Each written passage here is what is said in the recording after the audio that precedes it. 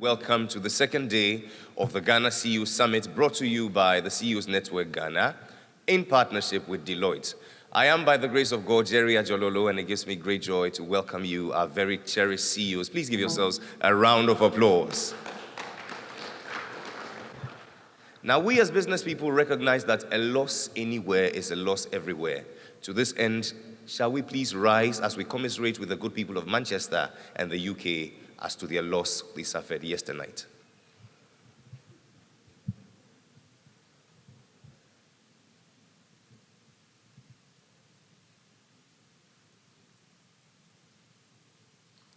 And so we summon grace, we summon strength, and we summon comfort for the good people of Manchester, and we pray that the lives of those departed shall find rest. Shall we please take our seats? And on that very somber note, I come again with good news, because yesterday we had a full house of CEOs and great business leaders who put pressure to bear. And ladies and gentlemen, the good news is the base rates had reduced to 22.5%. How about a round of applause? Oh, isn't that good for lending?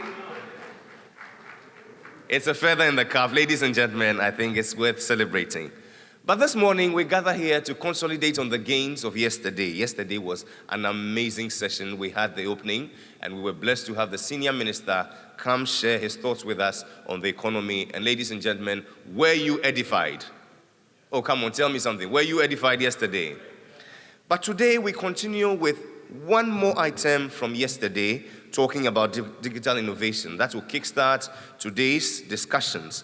Today, we will dwell on many very important themes.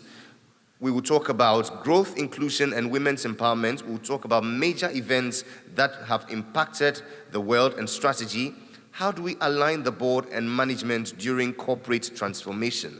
But ladies and gentlemen, what is most important also is the SDGs, and we'll be dwelling on that richly. We would also be taking some presentations on business impact of the Trump phenomenon, Brexit, China's economy on the Ghana's private sector. You don't want to miss that for anything at all. But ladies and gentlemen, like I promised yesterday, today would be straight cutting to the chase, and by 2 o'clock, we should be through with all our deliberations so that we can come back refreshed for the gala. Is that a deal? Okay, so if that's a deal, may I just spell a few house rules? As always, I would entreat all of us to place our phones on silent. We have a free Wi-Fi connectivity made possible by Tigo, so you may wish to catch up with whatever is happening at work. If you need to use any of the restrooms, you may please use the exits at the back. Our ushers will be glad to assist you. We have coffee break intermittently, but if you feel the need to get some coffee to warm your system, please visit any of the stands outside. And now, ladies and gentlemen, our first presentation for the morning. I give to you presenting on a case study on the use of digital innovation to transform business, the Commercial Director of Nielsen Ghana and Nigeria. Please say hello to Mr. Ato Micah.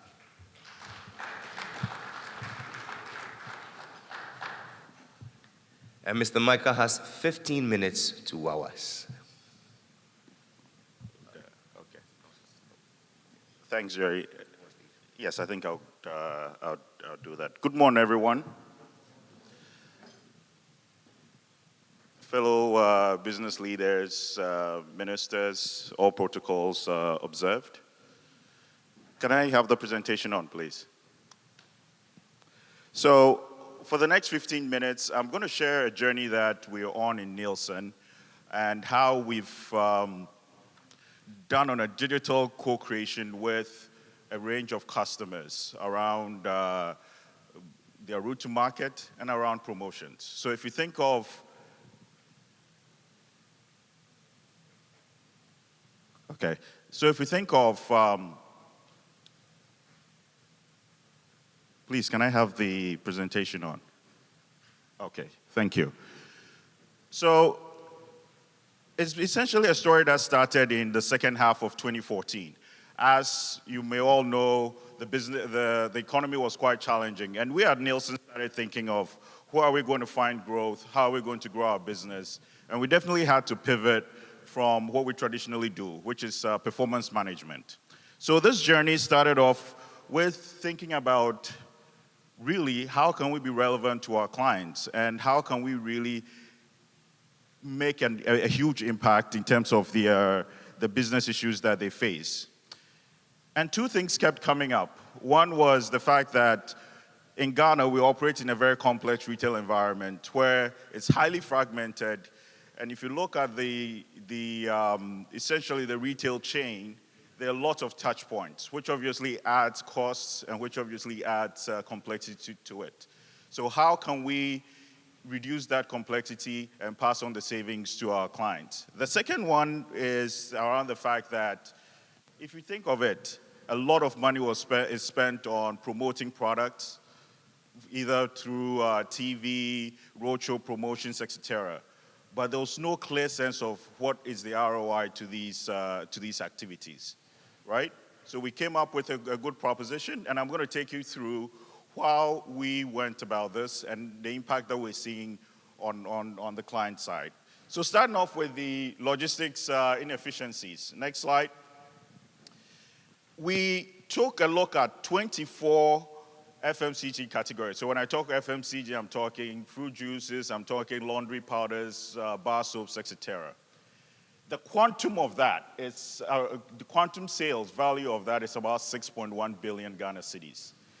And a very conservative look in terms of what the complexity within the supply chain system presented an opportunity of around 600 to 1 billion Ghana cedis, if you think about it. So 10 to 15% were just add-on costs just by transferring going from a distributor to a wholesaler, from a wholesaler to a semi-wholesaler, from a semi-wholesaler to the small shop in the neighborhood, and then the tabletop will pick it up. So the challenge then was, how do we help our clients be more efficient in this supply chain? How can we help our clients be more efficient in the supply chain, and at least recoup some of these, be more efficient in driving that? We approached quite a number of clients with this proposition that this is what we see, this is the potential savings, and we're fortunate enough that three clients actually signed on to this. So what did we do? We then embarked on a very crazy ambition to literally go out and map all retail and business outlets across Ghana. Over a period of 9 months, we hired close to 400 people across the country, a budget of over $1 million. We then profiled every store. So when I say profile every store, we know the name, we have selling, what products they stock, how much their throughput is, what amenities are available, if they have POS, if they don't have POS, if they have fridge, if they have access to electricity, profiled all of that. And put it on a map-based platform. So we have it based on Google Maps. This then became the basis for us to engage clients on how to optimize their route to market process. This started the next step of the journey. And one of the things that we saw was that from all these outlets, 56% of them sold your regular fast-moving consumer goods. Around 51% also handled beverage products. So it kind of gives you a fair sense of the level of penetration that we have. And liquor was around 17% out of the 280,000 outlets all across Ghana. Next. No. So, with this tool and with this platform, how have we engaged and actually made an impact in the clients we've worked with? The first one I'll talk about is we've worked with a client to optimize a 4 million euro spend in terms of optimizing their distribution footprint. So how did we go about this? We worked with them. They had a budget. They knew the target in terms of how the distribution footprint across of the key areas. So if you talk about the southern key cities, start with them, develop their route to market, which priority stores they need to handle directly, which priority outlets they need to get a third party to do that, what type of trucks, given how much would be sold through at these stores, so that by the time they move from their factory every morning out, they have the right amount of product, they have the right route map that optimizes fuel, they have the right path that makes sure that the routes are the most optimized, given traffic, given all the other challenges that we face on a day-to-day basis. We're now working with a tomato paste manufacturer on actually directly reaching chop bars, right? So if you think of the level of engagement, typically you would have the chop bar, the manufacturer going through a wholesaler going through a semi-wholesaler, and so on and so forth, which obviously adds more cost to it. And now this manufacturer is really aiming and addressing directly the chop bar channel, which is a key component for them if you think of the sales for that. We're also now working with a telco partner in terms of developing their SME strategy. So if you think of small industries, if you think of small and medium industries, if you think of the mechanics, the various outlets all across, and the ability to right-size the market, the ability to directly have a strategy that is grounded on data and a component that helps you to execute. That is the power of this retail outlet census that we've done. 280,000, 9 months, 1 year. And this is just a little bit of a snapshot of the tool and what we did in terms of assisting this particular client in the 4 million euro investment in optimizing their distribution capital expenditure in that sense. So this then led to, well, we've done this. We now have all our outlets mapped out. We now are working with clients to effectively drive the savings across in terms of their route to market distribution.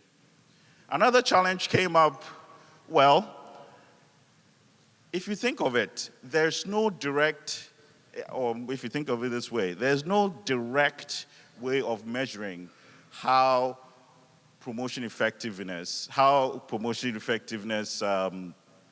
have some insight around that. And this came about with a simple question. I'm spending all this money on doing floats. So what can you guys do? What can Nielsen do? We then figured, well, let's give it a shot and see. So we came up with another idea, a concept.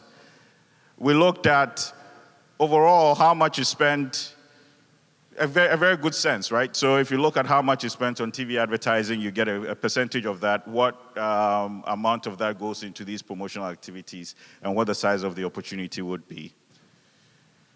We then embarked on a very crazy idea to really understand what incentives actually get the Ghanaian consumer or the Ghanaian shopper to actually go out there and buy something or change behavior.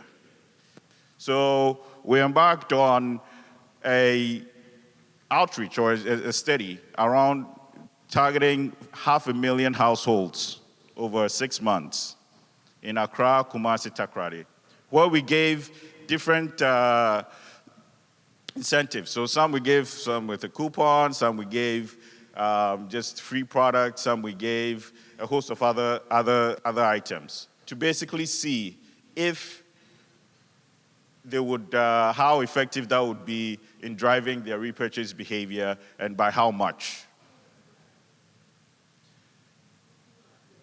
Quite surprisingly, and this we did across different socioeconomics, there's a scale, right? So we had the East Legon side, we had Accra Newtown, we had different socioeconomic classes represented in different of the offerings that we did. And the results were outstanding. The results were outstanding. One of the key things I would say, I mean, part of it is also proprietary, but one of the key things that comes up is we have a system where if we offered coupons and there was a real convenient way for shoppers to actually redeem those coupons, it had a much higher incentive for consumers to actually try. The other thing was established products. So if your product is a well-known brand name, giving more incentives really doesn't change consumer behavior. I've been told 4 minutes, so we'll be wrapping up. New products actually giving those incentives for new product actually was a game changer for these products.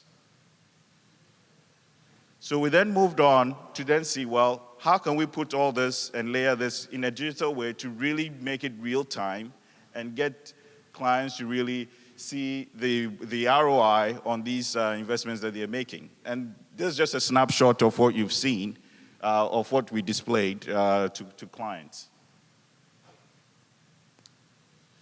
So what's next? And I think this is something that we're quite ambitious about and quite excited about. And the idea that we're now working with and now pitching is, how do we layer this together?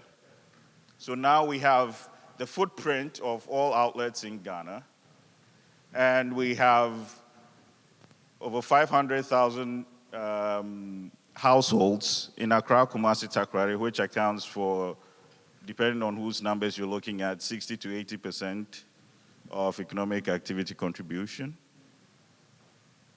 How do we layer this onto these two platforms? That makes it more convenient that a PZ can send a message to someone in East Legon that they should go to the shop next, the popular shop that they typically patronize, and they have X and Y coupon around it. If you think of the possibilities, location-based targeting, if you think of how giving more relevant offers to person based off of the socioeconomic profile and their past purchasing behavior, the possibilities are endless. And this is what we're now looking to do. Overall, these two things that we've done, these two major things, looking at the retail census, looking at the household outreach and testing this promotion awareness, there are two things that we've learned through this process, both from engaging clients and actually rolling the service out, is there's a huge need as industry players to collaborate a lot to serve it, to basically build capacity, right? Because I'll use an example of the route to market. Some of the clients that we approached initially definitely bought into the idea. They didn't have the talent, they didn't have the structure to do that. But we went on a journey with them, we brought in our own internal resources, helped them build the capacity internally, and staff up to execute this project. So that was one of the big things that we've seen. It doesn't necessarily matter that you need to have the expertise in-house at the right time, or we need to know the end goal.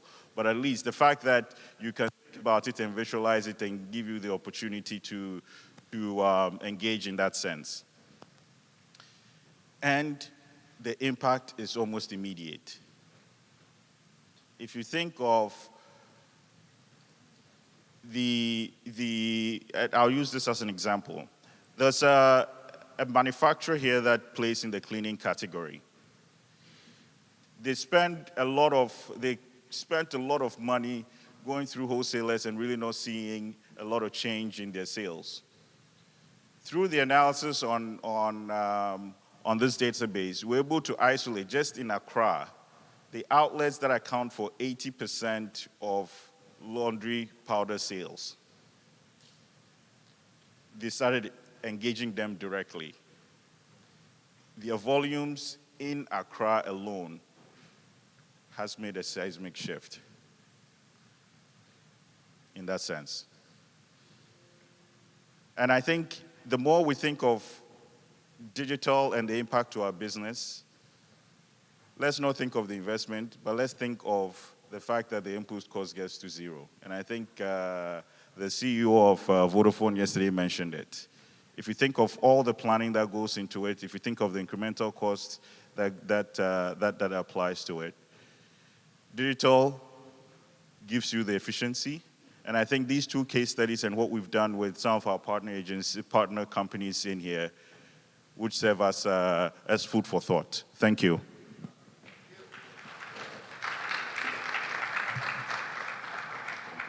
Ladies and gentlemen, Mr. Atumaika, Commercial Director, Nielsen Ghana and Nigeria. Thank you very much. A round of applause for him.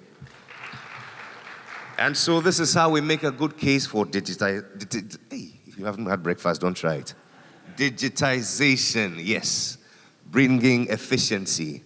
But ladies and gentlemen, we know that in the world of disruption, what separates great companies from average companies is research and innovation. Management exists principally to what? Return on investment, to create return on investment for shareholders. But leadership exists to map out a new direction for the company. And that's why we gather here as great business leaders. There's often a clash of ideas between the board and management. And that's why you need to align the board and management during corporate transformation.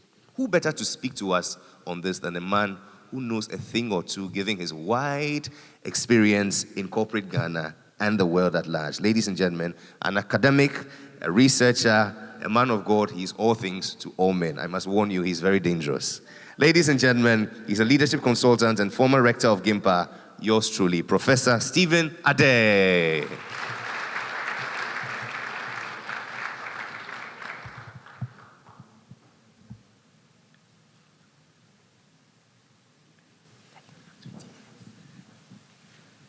Well, the good news is I've been told that I have 20 minutes because on the timetable I had 11 minutes. And I was wondering whether, so I did my thing in two parts. One slide introduction, and then if they give me more, I'll do 11 slides. But it's a pleasure to be here. And please, from your list, I am teaching at Pentecost University. Please, this month, somebody will pay me, and it's Ashasi University College. So let me correct it before my boss decides not to pay me. I've been asked to talk about aligning the board and management during corporate transitions or transformations. The only slide I'll be spending more time and I've put a lot of words on is the one that follows, the introduction. Because to give my point so that when my 20 minutes is up, at least you know what I wanted to say. First of all, not every improvement in an organization is transformational. And that is what must be. Every good manager does some sort of changes. 10%, 5%, the type of things you are used to around the corporate table, budget time, and the rest. And also, I must say, so-called strategic plans are just mere projections from where they are without any strategy in it. In transformations, we are talking about radical changes, even when it has to do with performance, quantum changes in the performance level.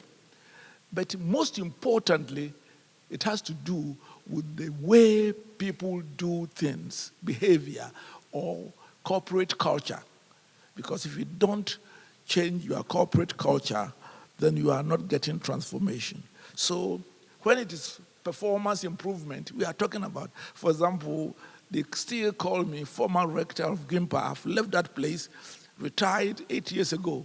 But I know the reason is that for 9 years, we improved turnover by 50% every year continuously, so that the output, the turnover, rose from $500,000 to $15 million in 9 years, and the only public sector institution in Ghana which is not under subvention.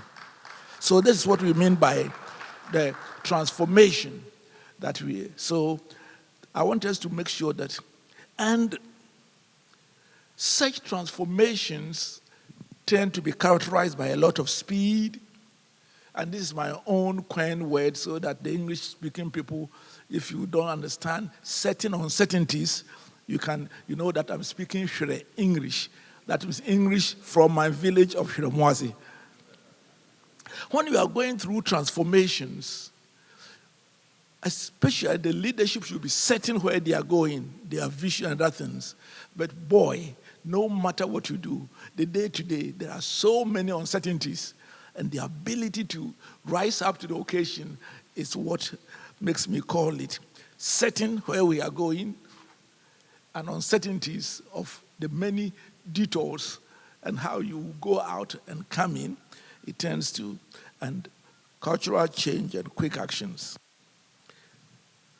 Major transformations always, whether in big or small organizations, tend to be disruptive, risky, costly in the short term. And one of the biggest, especially if you are in business, is the fact that people expect these days a very quick return. And much of the problems many corporations, especially in the West, are facing is the appetite of the shareholders and the investors for quick return. So when you are going through a very disruptive but eventually sustainable and profitable transformations, you are in trouble because they're expecting to, when is the money coming?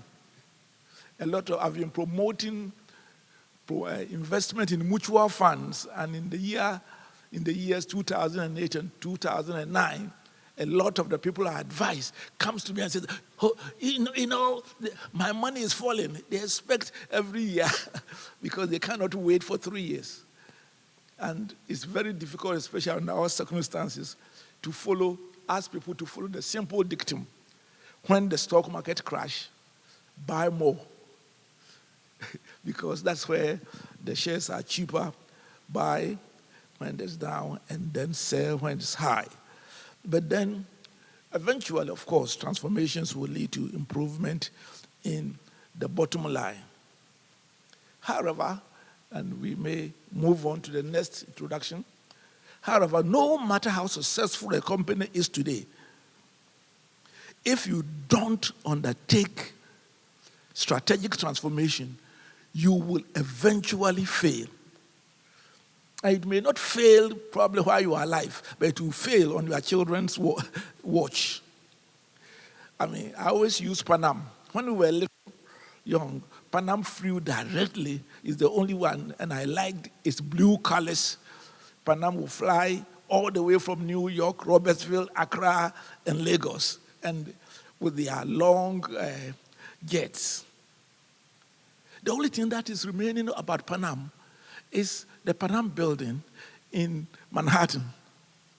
They couldn't believe that Panam will die, or BOAC, British Overseas Airways Corporation, first time of going to Britain in 1971. It was a pride of the villager going on a BOAC. People think that British Airways is BOAC. No, it's a completely different corporation. What I'm using this to show how no matter, in fact, the more of a leadership you are, and the likelihood is it that you will fail to do serious transformations, and you will crash, especially in these days and age with competition, new modes of doing things cheaper, faster. So you cannot. In corporate transformation, therefore, you need the leadership. And when we talk about corporate leadership, we are talking about the board and the CEO combined, understanding their complementary roles and willingness to put in a strategic framework, a transformational agenda, having a much more comprehensive, we'll come back to that, corporate specific scoreboard. Because if you are doing transformation and you focus only, you are pressurized to do, only on the financial scoreboard, the bottom line, which is important, but in transformations, the bottom line should be there. But the human resources, your customers, and other, you have a wider scoreboard which you should be looking at. Let's move on to the next slide. Now, what are the critical roles of the board and CEOs? I must say that irrespective of what you call them, because sometimes the public sectors forget that, they are still having boards and CEOs and they must perform the functions. The CEO and the board constitute the linchpin of leadership, and the institutions fall and rise with them. Where they compromise on their fiduciary and other responsibilities, you can be sure that there will be institutional failure.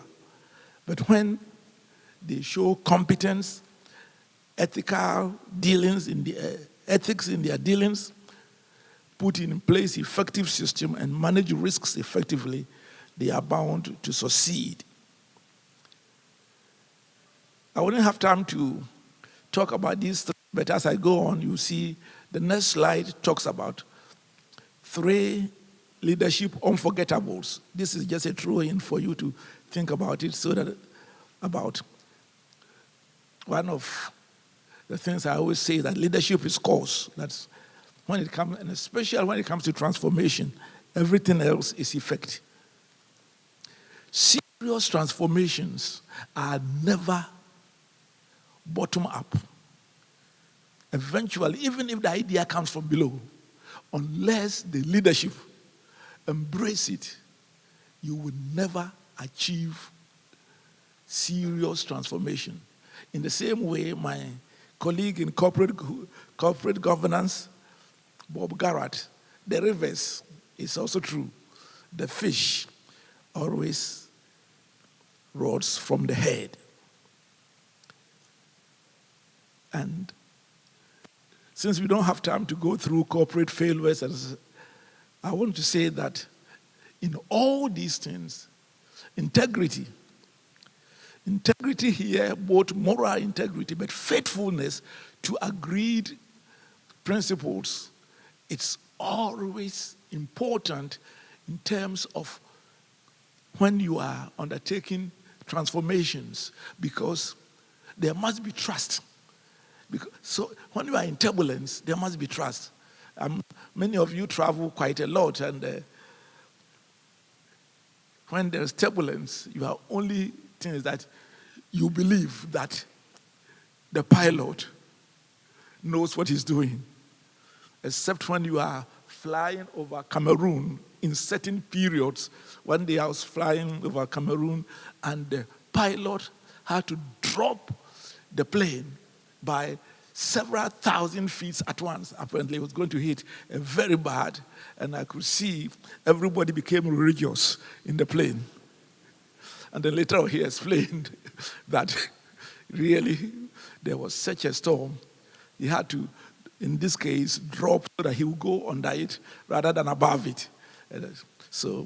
But when you are going through corporate transformations, if there is a sort of disquiet between the chief executive and the CEO, there's a lot of trouble. And the only way to deal with it is being transparent and showing integrity. Slightly soiled, greatly reduced. Let me now go to the relative roles of the CEO and the board in the next slide. I keep on saying the next slide because they are controlling from there. They didn't give us one of these modern ones. Could you move on to the next slide? Yep. There's no clear cut, but when you come to managing corporations, and especially in terms of transformation, to be clear the areas of responsibilities of both the board and management. Of course, in most cases, the CEO is part of the board. And when it comes to the vision, mission, and other things, doing strategies, he will and his team will initiate it. But at the end of the day, the ownership of the vision, mission, core values belong to the board, including the chief executive too. So, and then, of course, both of them have to own the strategies. But when it comes to the detailed goals and action plans, the budget and operations, there must be a trust in the CEO and his team to be in charge. And let me tell you that some of you here are both CEOs and also board members. If you don't trust the competence and the integrity of your chief executive, you must fire the person. Because it's a matter of second guessing, you are in trouble, and everybody below. And there's a need for that type of trust between both the CEOs and their their boards. And that is where the board must also take their responsibilities seriously. Because oftentimes, the CEO has much more information. A good CEO is as smart. He may not be being involved. He's not as independent in his thinking. That's why he needs a board to reflect upon.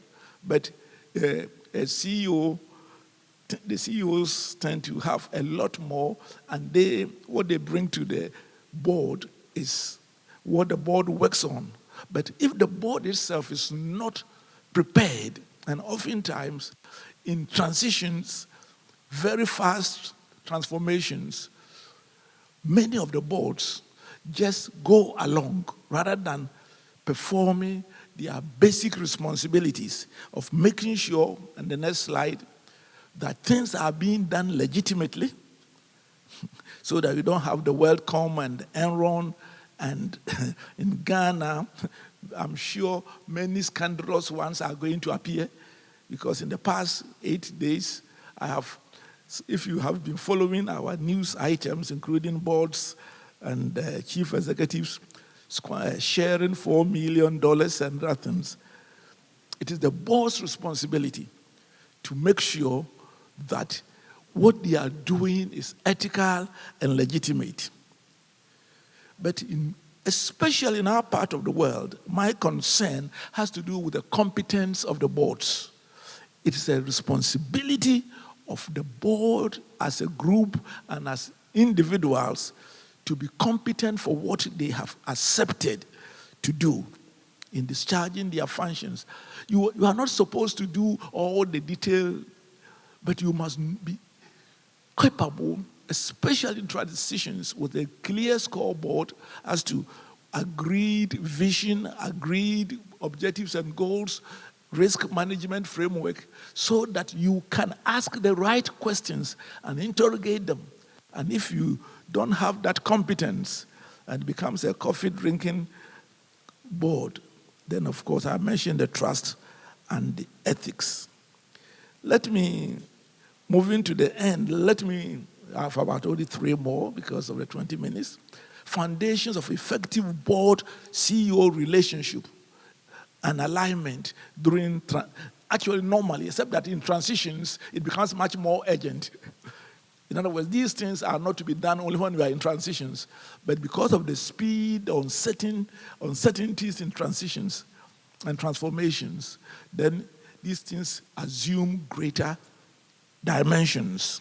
So let's go to the foundations of effective board-CEO relationship. First, there must be a clear understanding between the two concerning their relative roles, authorities, and functions, and what they are called to do.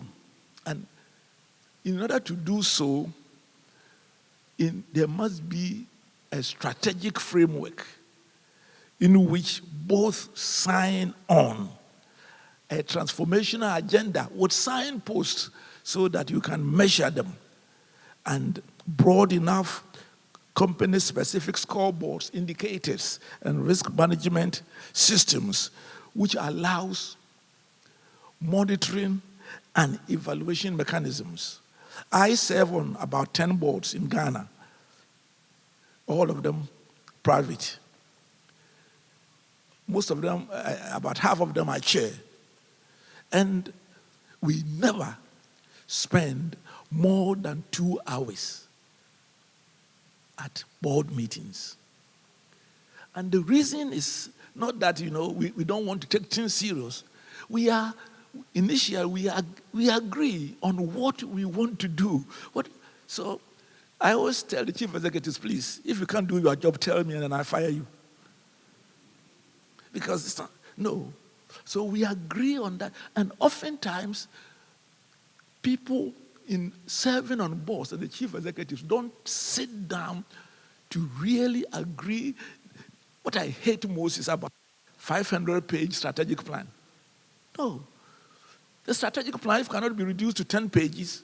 It is not strategic. In other words, you are talking about how your wife goes to market and your husband, whether he eats well. That's not it's not strategic. The strategic issue, you are telling me in 5 years, you are going to take the company from A to B. These are the objectives, and this is the roadmap, and these are the indicators. And of course, for me, as to which are the risk factors, because that's what, in our language, we say that when you are making a path, a CEO, you may not know whether your path is straight. So the board's responsibility is to stand there to see whether it's straight or not. And I want us to agree on that. In fact, when I finish here, I'm going to a management meeting, and we are going to spend only about 1 hour. Because when I go, he says, what are they? We go through the scoreboard, and it's finished. And it's so important that you agree on that. It makes life easy for both the chief executive and the board, and you can have more time for coffee. And of course, make sure that it is not only the quantities, finances, but also the ethical standards, the framework of accountability, integrity, and transparency.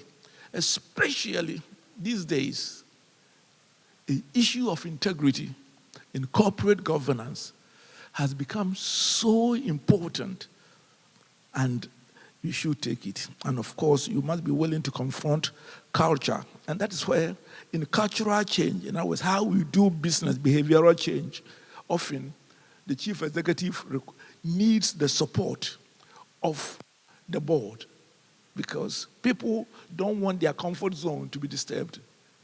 And oftentimes they will come to the board and tell all lies about the chief executive. But there's a limit to which the board should interfere in the chief executive's day-to-day operations. Let's jump over the next one and go to the last one. Let me summarize by saying there are simple, ordinary tools, but when you are going through transformation, it's so important that we take them seriously. And I'm just summarizing what I've said so far. The tools for effective alignment of board and management during corporate transformations. The first is, and listen, President Bush says that, watch my lips. My words here have been specially chosen. It says, management-initiated, board-interrogated, and approved long-term vision and strategy. It's very, very important. That is the starting point. Management-initiated, board-interrogated, and approved long-term vision and strategy, backed by a roadmap and operational principles. That is, then you can align, because you are now singing from the same hymn book. Of course, they didn't ask. This also must be aligned with creating value for shareholders, because the alignment of CEO and board is only intermediate. to create shareholder value. I am more a development economist, but more towards the liberal side, and Friedman is my hero. And he says that the first corporate responsibility is what? Anybody knows? First corporate social responsibility is to make profit.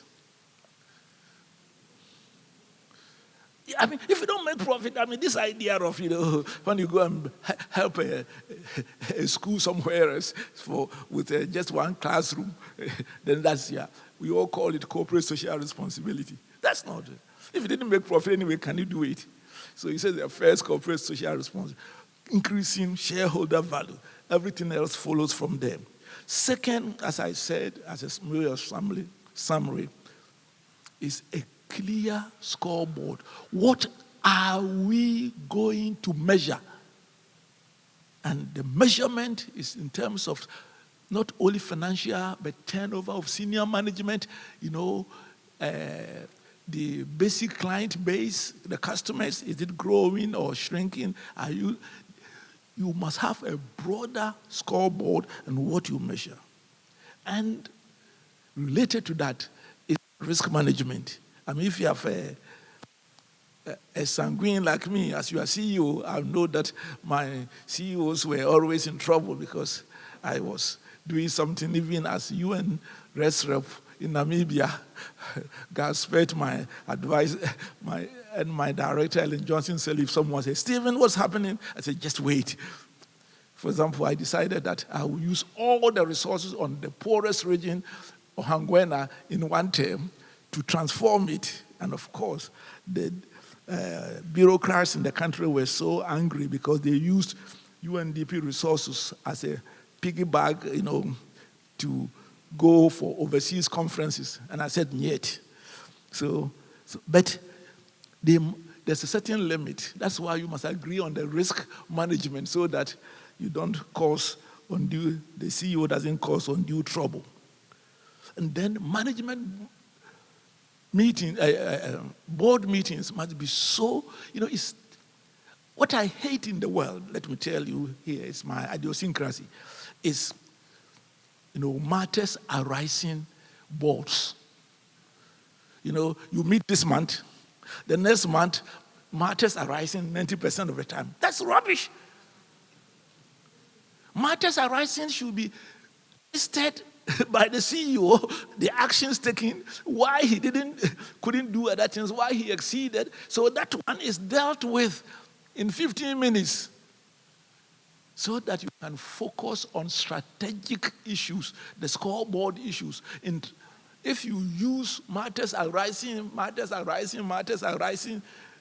and you are not going to achieve serious transformation. And for that to happen, you must have a robust board charter that disciplines both the chairman and the CEO. I thank you.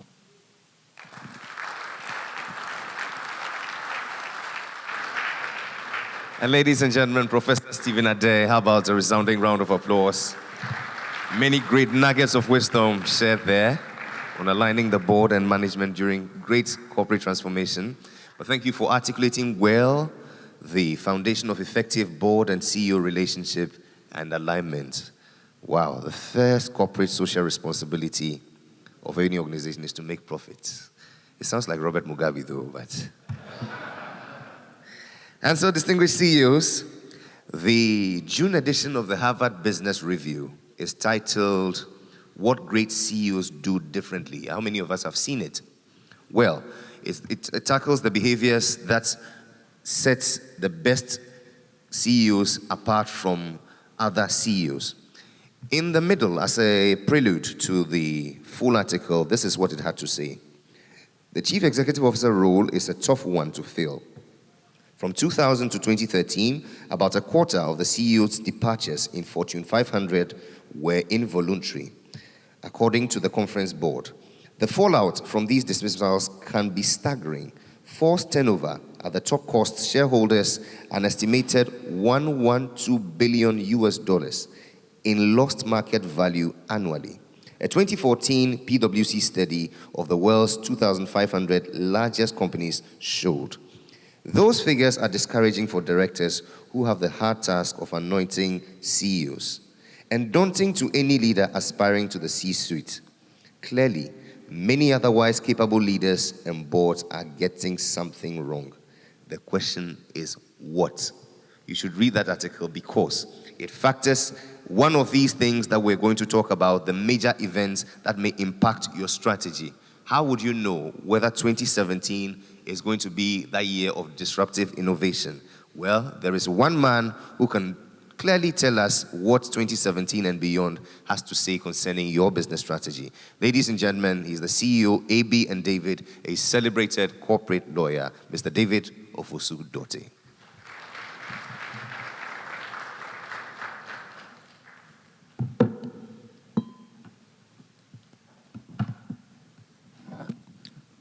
Good morning. And before I go on, I just have to correct one aspect of the introduction. I'm not the CEO of AB and David. I'm the senior partner. I stopped being CEO way back in 2012. Yes, but I drove the organization from a small organization of starting with 2 people who didn't have money to buy a table. We borrowed it to an organization today which has branches in 4 African countries. We're opening our 5th in Zimbabwe in July. And we are able to advise through affiliates in 24 countries. So that's what transformation is, it means to me. I also don't believe in stereotypes. And Professor Adai is my lecturer. He actually inspired me, made me understand strategy, and my entire idea about moving the company forward actually came from him. Except that I disagree with him on just one point, and that's how society is. We train people so that they can come up with new ideas. My organization doesn't exist for profit, strangely enough. In 2015, we declared ourselves a For Happiness Corporation. We exist for happiness because we believe that it's only when our clients and our staff are happy that we make profit. And we live by it. I'm not kidding you. We live by it. So yes, it's good to make profit, and we chase profit, we don't make losses, but we strive to make everybody happy. Anyway, I'm going to talk to you about 10 things which I do believe will impact, and the number of things which will impact on you are many. You can't count them, but I'm going to give you my 10 picks. They don't come in any particular order, so they are not necessarily 1 to 10. But I'll talk to you about 2 things which you must do in order to make these 10 things impact on you. Number 1 is the new patriotic government taking office. It's a new direction. It changes the whole landscape from what it used to be. So, what are the things that I pick out of that change? Industrial development, 1 district, 1 factory, business stimulus package, industrial subcontracting, Minister of Business. By the way, many people credit me with that recommendation for the Minister of Business, but I'll return to it shortly, why people credit me with that. But having said that, what does 1 district, 1 factory mean to the people here? How many people in this room have read the MPP manifesto? How many business leaders? I can see only 3 hands out of several people. How many have read the budget document? So how are you playing a role in 1 district, 1 factory if you've not read the document? Where do you know where the direction is? How do you know where the money is going? This is impacting on your business. If you've not read it, you don't know what the business stimulus package is about. One of the things I find in this country is that foreigners react to our policies more than we react to our policies. When the Millennium Challenge was going on, the Compact 2, I went to the ministry to ask somebody, what is this about? And he said, you are the first Ghanaian to come here. A lot more foreigners have come here, and no Ghanaian has come here. Why? Chief executives don't react to policy changes, and that is why many of us keep chasing politicians, because we think we will get favor from politicians, instead of reacting to the enabling environment politicians create. So that's my number 1. Let's get on to number 2. But before I go to number 2, I think I have a couple of questions to ask, because a lot of money have gone through the system. And let me put a few on the board. Compact 1 happened. Sankofa, 7.9 billion. Jubilee, 3.1 billion. 10, 4.9 billion. All these investments have come. I don't know if I can have by hands how many people have had any subcontract in any of these in this room. And I'm talking about, can I see by hands, if any? I'm talking about CEOs of Ghana. Pathetic, isn't it? Brexit. We'll be talking about Brexit in the afternoon, so I won't dwell very much on it. But it's going to impact on your business. But in my view, not as significant as we pay attention to. Long and short, we seem to pay more attention to Macron's wife than to the fact that Macron is going to let the European Union stay. Because if Le Pen had won, what it would have meant was that France was going to exit the EU, and there would have been no EU for Britain to exit from. But that didn't happen. So we are going to have an EU, and Ghana will have a dichotomy of having to negotiate direct bilaterals with UK, as well as having to deal with the European Union. And it's going to affect us, and it's going to affect your businesses. For example, soft power is going to happen. And what is soft power? Boris Johnson came to Ghana recently. He didn't come for fun. Because if UK exits the EU, it affects Britain. Britain's trade with Ghana has actually dropped to only 3%. That's what it is. So Britain itself is seeking to improve upon its trade with Ghana. I'll deal with America shortly. And that is why Boris Johnson will come to Ghana. And that is why you will find that UKTI, as an example, is gradually vanishing from Ghana because Britain recognizes and responds to the change and creates an organization, for example, called UKGCC. I'm sure most of you have heard about UK Ghana Chamber of Commerce, which seems to be replacing what UKTI used to do in this country. But our CEO is responding. There will be a drop in the size of the aid that we get from the EU because Britain's budget is going to go out. That's as simple as that. So you take, for example, that the road sector, which is heavily funded by EU, is going to receive less cash. Trade exports may be the ones which will benefit because the strength of EU in negotiating with countries with Britain's might. But if you take our exports to the EU, Britain has the largest part. So the strength of Britain, of the EU in negotiating with English-speaking or Anglophone countries is going to reduce. So that may benefit. Trump, controversial man. One word defines him, uncertainty. There is nothing certain. It's as simple as that. But the key things that I think is going to affect your business is the return of the diaspora. By the way, in July, there's going to be a diaspora fair in Accra. Yes, a lot of the diaspora may come back with know-how. How you respond to it is your business. You may tap that know-how, or you may be wiped out by that know-how. It's entirely as a result of your response. But the key thing is that the US, and Ambassador has said this, is also seeking, like Britain, to double its trade with Ghana.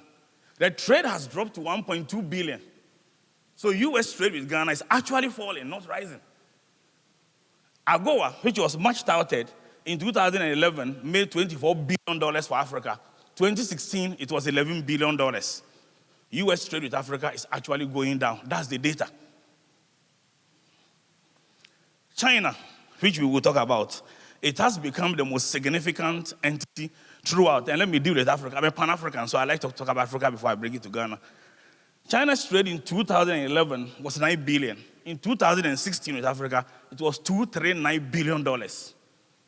That's how much change has happened between 2000 and 2011. That's how much change has occurred in a decade. That's what we are talking about. They give $63 billion to Africa for FOCAC. Only Mali and Senegal have taken $2.3 billion for a railway project, and I will touch on that shortly. The ambassador announced recently that their trade with Ghana has increased to $6.6 billion. Now compare that to UK and compare that to US. Again, if your business strategy does not consider China, there's a problem with the strategy. How many have a China strategy here? Okay. China implements certain strategic events which are going to affect you by 2030. The most significant I want to talk about is what is called the Silk Road. China believes that during the Ming Dynasty, when they used to trade by walking through Dubai and walking all the way and connecting Europe, you need to establish it by rail.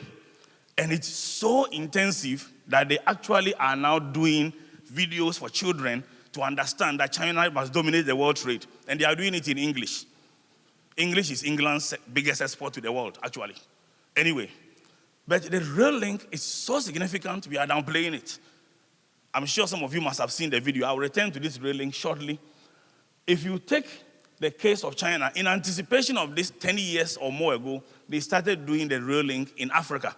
So Kenya has a rail link which has now opened, which links, it will link eventually to the China Silk Road. and I'll explain what this means. The good thing is that this government has just published an advert to get an expression of interest. It came 2 days ago on the Accra to Paga Railway. I actually hope it happens. One of the things that Prof said, which I agree 100%, is actually the so-called matters arising boards. I've sat on both public and private boards, and there are too many matters arising. I hope this doesn't become a matter arising, that we will actually implement it. And that will affect you. My pick number 5 is the aluminum sector. Every government has talked about it. They give you different names. And Ghana is one of the only 7 countries in the whole world which have everything it takes, everything to do an integrated aluminum industry. And we haven't started.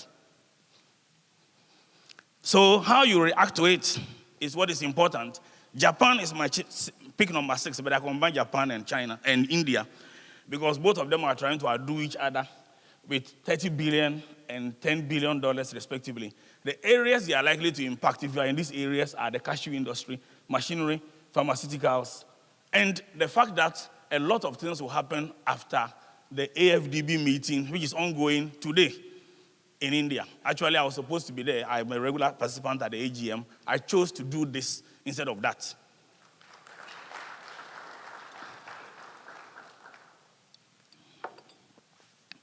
Let's go to pick number 7. New financing sources. I still hear Ghanaians talk about lack of finance. In sectors like maybe law practice, it's very difficult to get finance because people like to finance rice production or rice import and sugar import. But many people you talk to complain about lack of finance are actually not looking at the fact that there are many new sources of finance. Indeed, there is more money looking for good projects than there are projects looking for money. That's a fact. Talk to any good private equity firm, they will tell you that. Islamic finance, private equity rounds going on, crowdsourcing, pension funds in Ghana. I worked with the committee that advised the Ghana Pension Regulatory Authority. It is possible to now use pension funds for a lot of long-term funding. And the fund managers know this. Businessmen must begin to demand products which will enable them access such long-term funding and forget the syndrome of one man owns everything. So you can bring in equity and get cheaper funding. If you take sectors like power, or if you take sectors like just agric, Feed Africa alone, the AFDB has $24 billion they want to spend. Again, if anybody is in this room who is tapping or is beginning to negotiate the possibility of tapping this, I'll be happy to know, just for the purposes of the record. But again, I can't see any hand up. Bank of Ghana policies. The MC just announced that the base rate has dropped to 22.2. The more Bank of Ghana drops the rate, the more likely you can borrow and do your business. At the current rate, you can't borrow to do your business. So you should be watching the Bank of Ghana space. What I expect business leaders to be talking about is having meetings where they send suggestions to the monetary policy committee before they meet. Not to read it after the fact and always blame government. I think we blame government too much. There's a lot of the blame which is ours, which we don't pursue. How many people actually talk to Bank of Ghana? I had occasion to have a meeting with a group of businessmen, with the governor, to ask, what exactly are you people going to talk about next time? That was 2 years ago. And that was the first time I took the delegation there. I think Ghanaian businesses need to open their eyes. Number 9, trigger factors. There are several trigger factors that you need to look at. These will affect your business, and this will affect your strategy. Infrastructure is number 1. Urbanization by its very self. The growth of cities. Accra is predicted to be one of Africa's mega cities. The very nature of urbanization changes the paradigm. So between now and 2030, 2020, the sprawling nature of Accra will require product delivery as an example. The first speaker talked about how he successfully mapped 280, or is it 480 places, kiosks, and money to increase, delivery for one company to 400 million pounds. That's what he's talking about. That's the type of thing that urbanization does. Mobile phone sector, the youth, and I will touch on youth shortly. Value-added products in agric. Number 10 is technology, innovation, and millennials put together, which creates massive disruption. A lot of companies in this room are going to have their businesses very disrupted. And if you are not anticipating it, you ought to. It's a major event combined that will affect your business. A lot has been said about technology, and this whole conference about technology and innovation, so I won't touch too much on it. But if you look at these areas, I've talked about mobile, cloud computing, etc. Let me skip the slide because of the time. Innovation. This is where our biggest failure is. And I want to spend a couple of minutes on it. First, many people think Ghanaians are not innovative. I disagree. If you think so, I don't care being controversial. We are one of the most innovative people you can find anywhere in the world. That's very true. It's where we exercise our innovation. We exercise it much easier when we are outside Ghana. So Mensa, who went to Addis Ababa, creates the fiber optics. We've talked about it here. There are a lot of inventions attributed to Ghanaians and patents. But there are certain basic things we forget. Innovation is affected by culture. And any good strategist will tell you that culture transcends strategy. That's one of the reasons why we don't progress. No matter how hard you do your strategic plan, without correcting culture or amending culture of the organization, you aren't going nowhere, as they say. Culture transcends strategy. You may choose to disagree, but that's up to you. I address organizational culture. You have to. And as a collective, we have to. So we are innovative. Culture is one of them. The other one is we don't have the ability to let people contribute freely. A lot of our lecturers bully us throughout our life. We come into organization and the managing directors and the chief executives want to be worshipped. You carry their books when they come out. You open the doors for them. The chiefs want us to call them Nana. The prophets want us to kneel before them. So our concept of leadership and authority and power is about those who are above us. We are not allowed to create. That culture ought to be changed in an organization. Otherwise, the organizations will die, and I'll show you proof. We are very, very innovative. Because of our innovation in culture, we innovate in the wrong areas. How many human beings can you see in this? I want a suggestion. Yes, lady in red. How many human beings can you see there? Just give me an idea. You can count this. 3. Everybody sees 3. Okay. Some see 4, 3. Fine. Essentially, there are 3. The others are bled.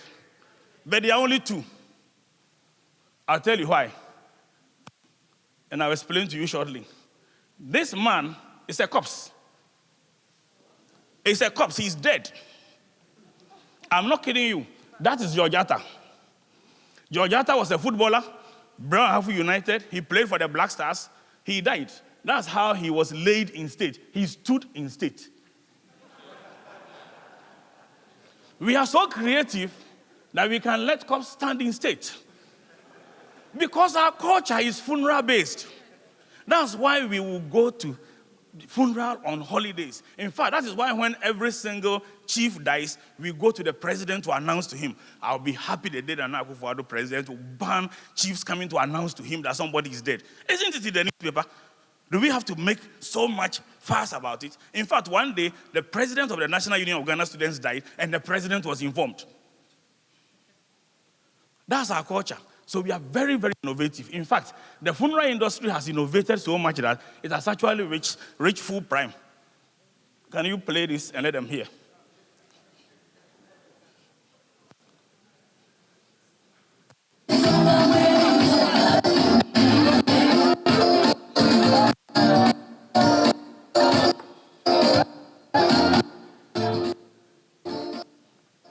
Okay. Not playing so fine, but you've seen this dancing corpse and these dancing pallbearers. That's a very mature funeral industry. As soon as the limitation on mortuaries were lifted, you've seen the number of funeral homes we have in this country. It's a $1 billion industry. What about the other industries? On the board, you can see Cocoa King. How come Cocoa King and Wachi Express are the only innovations around in this sector? In 2015, I gave a public lecture at the British Council. That's when I made a recommendation for the Minister for Business, and I pushed that idea. And I actually predicted that if Ghanaian business leaders don't innovate, one day, Wachi and Jollof will be sold at ShopRite. Apparently, it's happening already. And Wachi will cease to be a Ghanaian business, a Ghanaian food. That's a fact. Cuisine alone can sell a country. Before you heard of China, you were eating Chinese food. Cuisine is enough. If you want to be so innovative in this country, you can actually brand Kelewele. It's unique to Ghana. You can leave Shito. Good. Shito. And I talked about Shito. These are unique to Ghana. And if you want ideas on how to brand it and make it yourself a millionaire, talk to me. I know how to make people rich. So innovation is about reinventing, about implementing a new idea. And don't make it a matters arising thing and repeat over and over and over again. I don't do that. In fact, I was serving on a board which became a matters arising board. I walked off. I told them I wasn't coming here again. It doesn't make sense. Millennials are part of the disruption. Big. And we underrate them. They are impatient, but they are a lot. They are digital natives. Simply, they were born with digitization. A lot of us are digital immigrants. So a lot of us, our phones have received and sent. These people, these days, you give them even a hard picture and they want to expand it. That's how kids are. That's what has happened to them. Now, this group of people are going to affect the future of our business. And I'll give you just one basic example, which we are not thinking about. All this will lead to massive disruption of businesses. Massive. My apologies, I need to go back a couple of slides. Yeah. Okay. One major event which is going to disrupt businesses is something the AU has passed or initialed called the Continental Free Trade Agreement. And I think our president was in Ethiopia to initial that. The whole idea is that the partition of Africa, which happened in whatever year, has to be overcome by businesses. I guess the politicians have realized it's going to be difficult for them. So let us start trading among ourselves and remove all the trade barriers, etc. How many businesses in this room have heard of the CFTA? Again, I want a show of hands. Good. It's a serious business and don't kid with it. And only 4 countries are prepared. South Africa, Kenya, Egypt, and to some extent, Nigeria. If it opens the borders, those who manufacture goods, you have a competitive good next door, you are a goner. So the ability to anticipate the CFTA, if you don't anticipate it, is going to affect your business. Now, I deliberately put the 2 maps on the board. The map on the right is the map of Africa in China. If you've gone to China, count the number of times you will see Africa map and see the countries. I have been looking for this for 3 years. You will hardly go to any Chinese office at all and see Africa map which shows the countries. It shows Africa as one. And it is always China in it. That is what is called soft power. Again, during break, if you want to talk to me, I will tell you what this means and why you have Galamsey here. It's just a symptom of a massive strategy implemented by countries, and we have no response whatsoever. In fact, our parliament has no soft committee. By the way, this may surprise you. Are you aware our parliament has no committee that looks at the economy? Yes, I've said this before, and I want to be challenged. Because there are 2 types of committees in parliament. There is a select committee and there is a standing committee. The standing committee is the committee which is created as a result of something which is permanent. Let me make it simple. The select committee is the committee which mimics the government departments. But because we have a Ministry of Finance and not a Ministry of Economy, you don't have a mimicking parliamentary committee. It's as simple as that. Because the National Development Planning Commission, which is supposed under the Constitution to charge the responsibility of the economy, has no equivalent committee in Parliament. I stand to be corrected. If I'm wrong, too bad. Everybody makes mistakes. But there is no committee that looks at the economy. We look at finance. What does it mean? It means that when major things are happening in the economy, we are not having a focus on it. We are having a focus on approving deals, rejecting deals, criticizing things without looking at the multiplier effect it has on the economy. When the UK decided to do the pharmaceutical sector involving AstraZeneca, the committee had 254 public sittings and drilled it down so they could advise the government. The parliament is a representative of the people. Have you spoken to your parliamentary member who is on the committee on economy before? If you know, show him. I would like to meet him.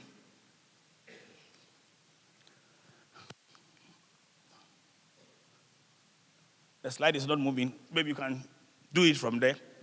Now, because of China's intention to control continental free trade, this is what they've done in Kenya. If you can play it.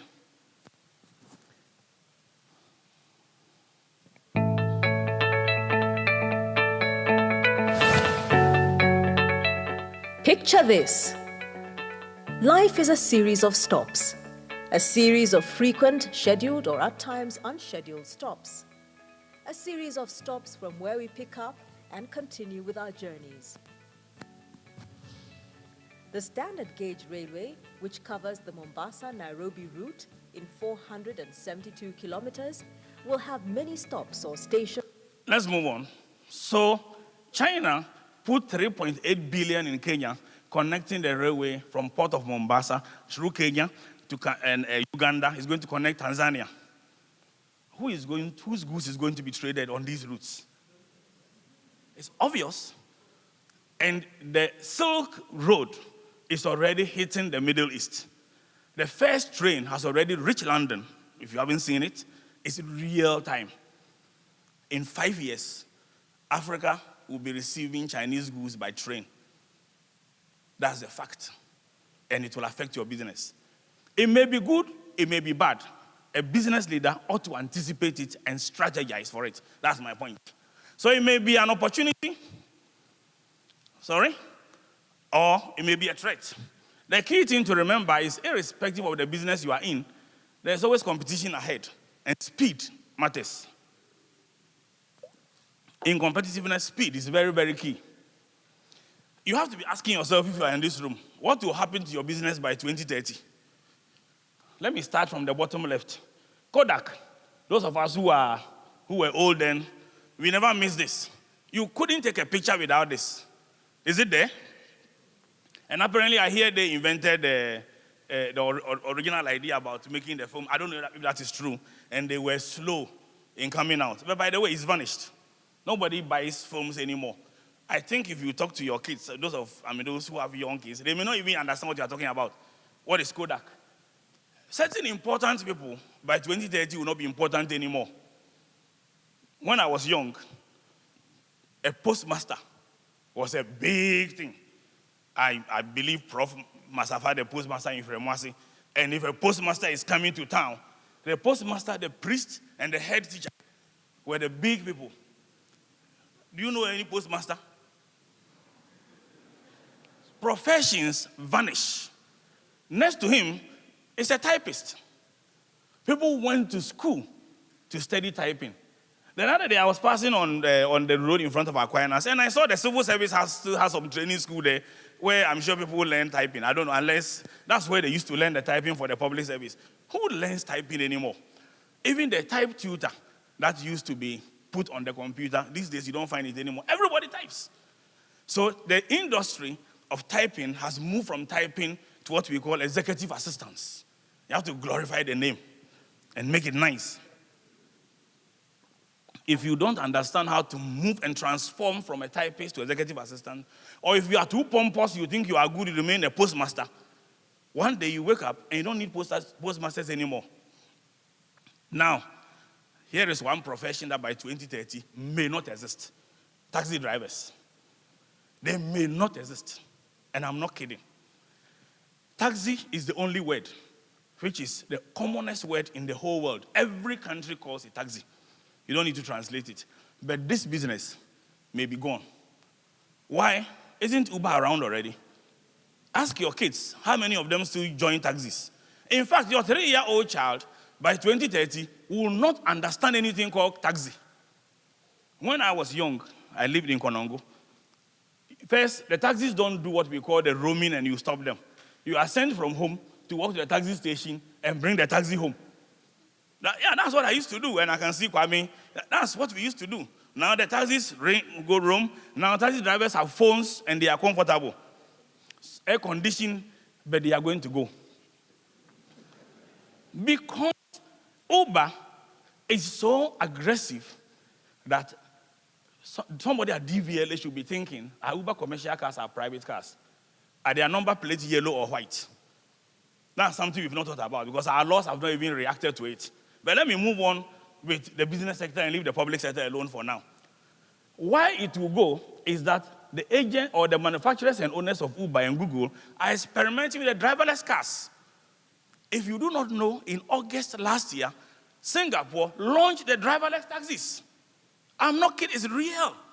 You can stop a taxi in Singapore today in some areas, sit in it, no human being, and the GPS takes you to your destination.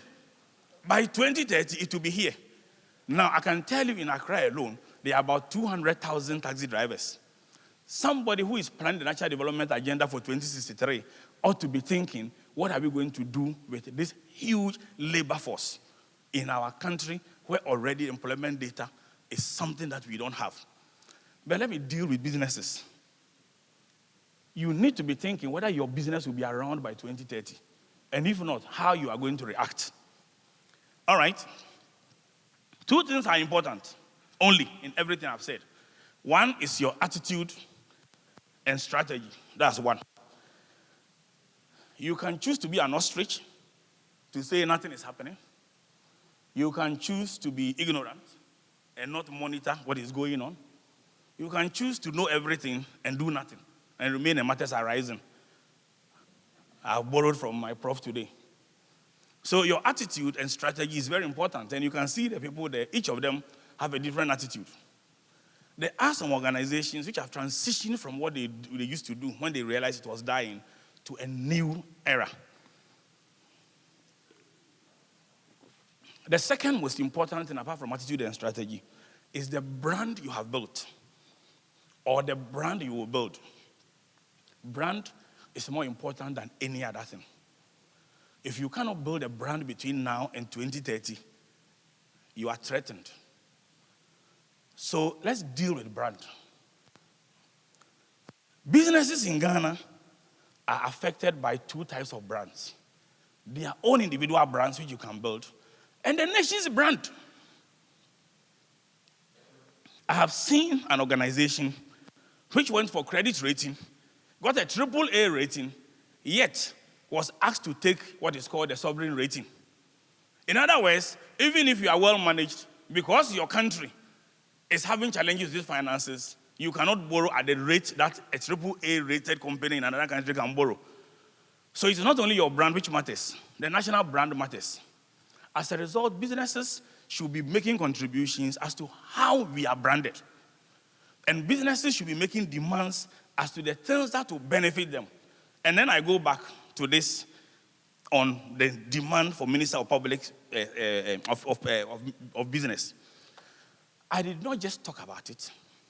I went on every radio, I went on TV, and we did this with AGI. And finally, it happened.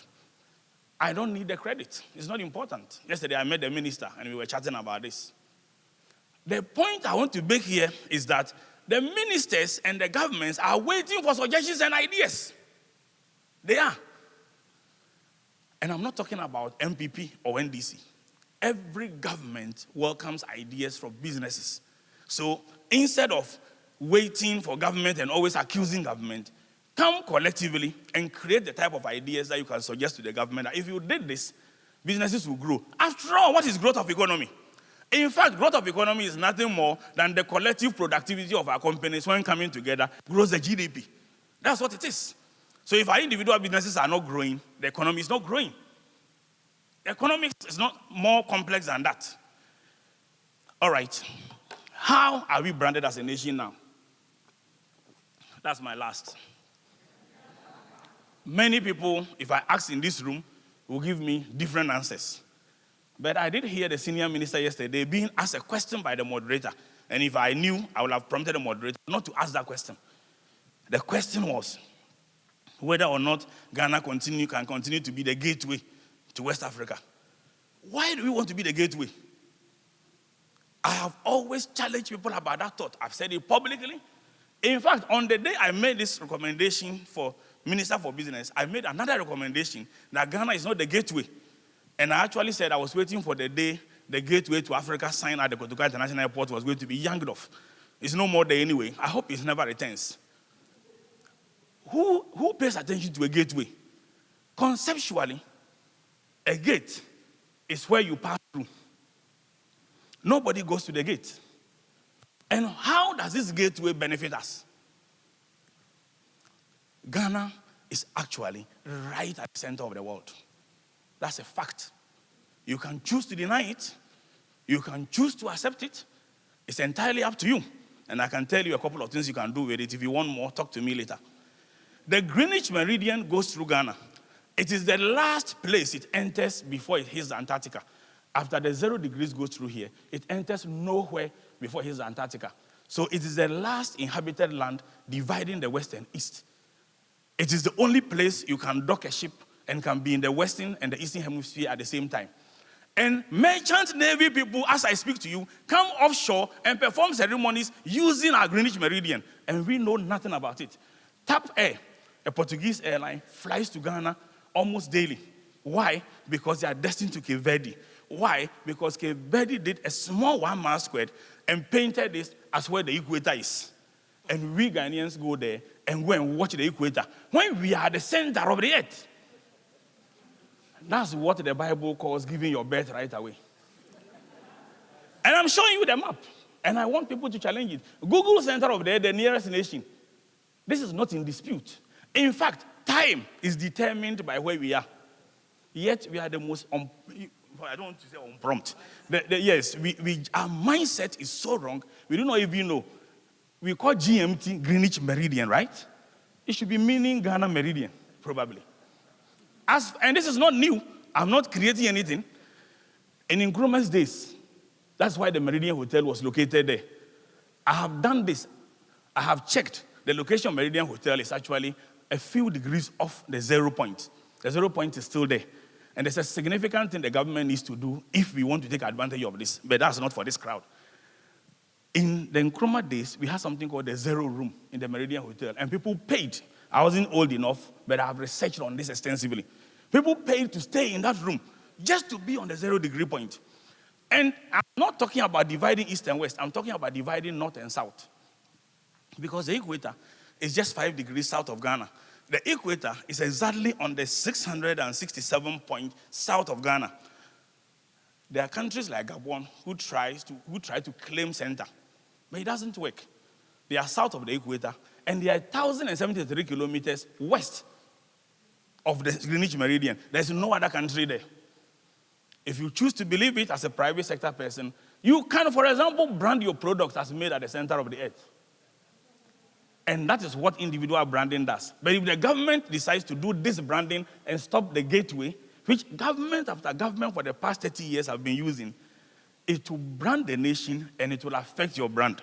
Thank you.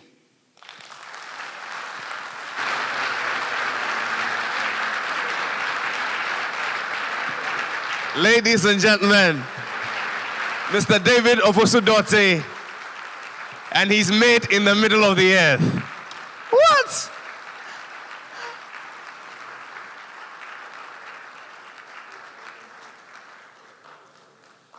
Had this been 2016, I've said Mr. David Ofosu-Dorte Twaso. No, but for once in my life, I'm short of words. Amazing, amazing, amazing. It said that for the lack of knowledge, my people perish. I'm thankful that it wasn't written in this day, because a Ghanaian prophet would have said, for lack of knowledge, there's doom so. But ladies and gentlemen, what is the best way to create the future? Is to know exactly what is happening now and to be able to predict. So the best way to predict the future is to create it now. For the next few minutes, may I show to you a group of young men and women who are creating the future through this video. Enjoy.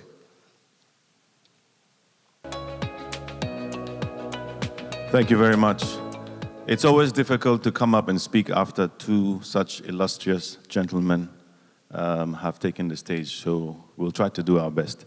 My name is Walid Zubi, and here is Firas Jaber. We are only two of the main team behind Universal Container Services and Tempo Housing. Much in line with the energy and the theme of this conference, we are also aligning ourselves to disrupt the industry. Not destroy it, only to disrupt it. We have a booth outside. We'd like to encourage everybody to pass by and to pick up a brochure. We won't take too much of your time. It's indeed a pleasure to be part of this event. We'd like to congratulate the event organizers, and we're having a very great time here. Firas, you want to say a word before we move? Good morning. We have been in the industry for the past 25 years, and we believe that the industry needs a change. It needs a radical change. The industry, based on the traditional system, it actually drains the natural resources, and it drains your time. And in the age of the digital economy, you have no time. You want it now, right? Isn't it? You check your WhatsApp. They want an answer right now.